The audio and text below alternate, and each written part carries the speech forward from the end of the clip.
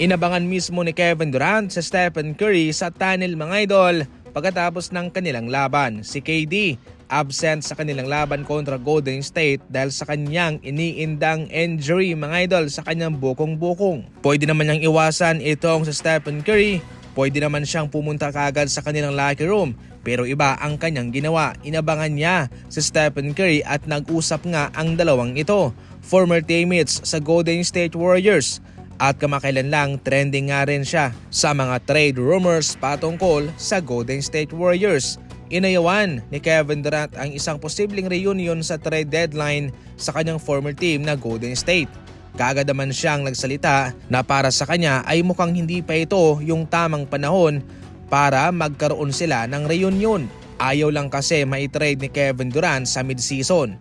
Pero ngayon mga idol, pagkatapos na lumabas ang video nito, ay tumaas muli ang tsansa na itong si KD ay babalik sa Golden State Warriors dahil sa tagpong ito. Ngunit ang malaking katanungan sa ngayon ay kung magtitrade ba ang Golden State Warriors sa kanya sapagkat okay naman sa ngayon ang kanilang kupunan. Siyempre kung kanilang kukunin si Kevin Durant, posibleng nga nilang pakawalan si Jimmy Butler. Sa ngayon kasi mga idol, kitang-kita naman na maganda ang chemistry ni Jimmy Butler sa Golden State Warriors at hindi nila ma-afford na magiba iyon dahil lang sa kanilang kagustuhang makuha si KD. Well, para sa mga fans ng Golden State Warriors dyan, payag ba kayong makuha nila ulit itong si KD? Mag-comment lang sa ibaba. May laban ang Lakers at ang Golden State Warriors. Pumili ka lang dyan ng kakampihan mo. Maliban sa kanila ay marami din pong mga laban na pwede po ninyong pagpilian. Ayan, pumili lang kayo dyan. Napaka-basic lang mga idol. Kapag panalo yung pinili nyo, syempre matik jackpot ka. Ang link para makatalpak ay nasa comment section lang. Yung promo code huwag kalimutan. Samantala, kung matatapos sa ngayon ang regular season, heto mga idol ang maglalaban sa playoff. Hihintayin ng OKC Thunder kung sino ang makakalusot sa play-in tournament at itong Houston Rockets din. Samantalang itong Golden State Warriors ay kanilang kakalabanin ang Los Angeles Lakers at yung Clippers naman Denver Nuggets kaagad.